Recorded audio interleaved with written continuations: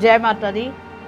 वैशाख का महीना शुरू हो रहा है, तो आपके लिए अध्याय के साथ वैशाख की कथा शुरू हो रही है, क्योंकि इस कथा का इतना महत्व है। इसमें त्रिदेव, तीनों देवों की शक्ति इसमें विराजमान है। इस महीने में भगवान विष्णु जी ने इस महीने में कहा है कि सभी देवी देवता धरती पर विराजमान, पानी में विराजमान रहते हैं, और हर घर में वो इस बात का ध्यान रखते हैं कि कौन पूजा कर रहा है, कौन नहीं मान रहा। तो इस वैशाख में हम ज़्यादा से ज़्यादा दान करते हैं। दान करना चाहिए, अगर नहीं करते दान करना चाहिए, जिसमें जल का दान, अन्न का दान, विद्या का दान। विद्या का दान भी बहुत बड़ा है। आरोग्य के लिए, अगर किसी की आपकी दवाई दिलाने से किसी की सेहत सही हो सकती है, तो दवाइयों का दान। ऐसा दान करने से आपको, एक चीज़ दान करने से आपको उसका 100 गुना फल मिलना है, क्योंकि तीनों देव आपको एक साथ आशीर्वाद देने जा रहे हैं। तो हम वैशाख की कथा अध्यायों में, भागों में अध्याय चलते जाएंगे। आज पहला शुरू हो रहा है। ऐसे ही पार्ट में वीडियो बनती जाएगी, जो कि ज़्यादा बड़ी नहीं होगी, शॉर्ट में होगी। तो इसमें हम ज़्यादा से ज़्यादा सुनकर पुण्य आप कमा सकते हो। और कोई भी आप, अगर आप किसी भी समस्या में हो, किसी भी प्रॉब्लम है हो, तो संकल्प करके आप संकल्प करें कि मैंने ये वैशाख की कहानी, कथा है, वो मैं कॉन्टिन्यूटी में सुनूंगी या सुनूंगा, जो भी है। और आप, हे भगवान, मुझ पर आप मेरा ये कार्य सिद्ध करके मुझ पर अपनी कृपा बनाए रखें। तो आप देखना आपको इसका कितना फर्क पड़ेगा।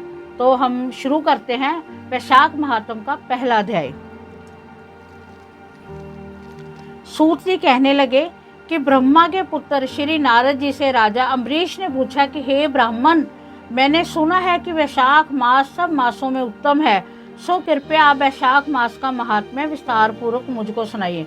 तो ये मास भगवान को अधिक प्यारा है। इस मास में क्या दान करना चाहिए, उसका क्या फल है, इस मास में कौन से कर्म करने योग्य हैं, और उनको करने से कौन से देवता प्रसन्न होते हैं, भगवान विष्णु को कौन से कार्य व कौन से दान प्रिय हैं, और उनके फल व उद्देश्य भी कृपया विस्तार पूर्वक कहिए।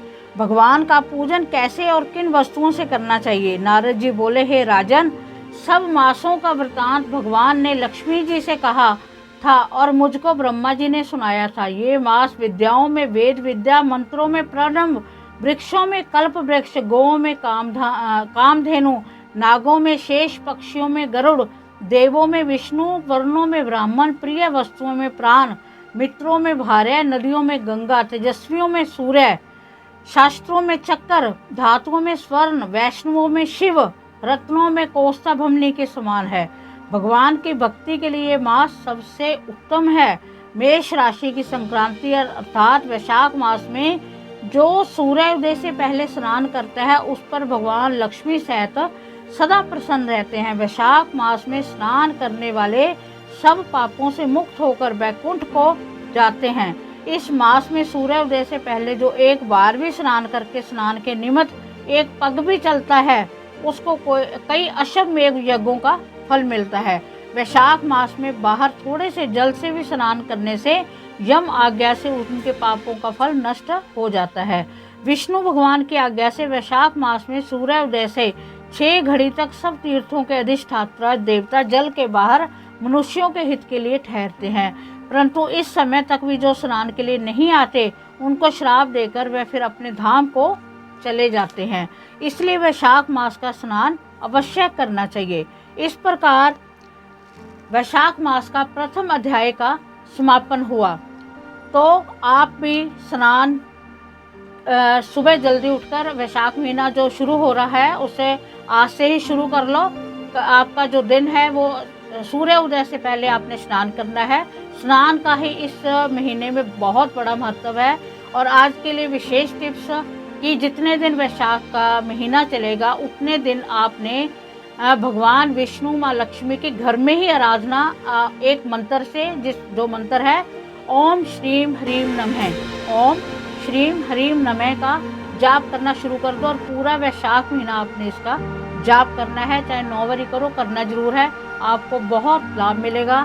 मैं भगवान से प्रार्थना करती हूँ कि जो जो इस वैशाख की कथा को, महात्म को सुन रहे हैं, उनको सभी को, हम सबको भगवान की विशेष कृपा प्रदान हो। तो जय माता दी। ओम नमो नारायण।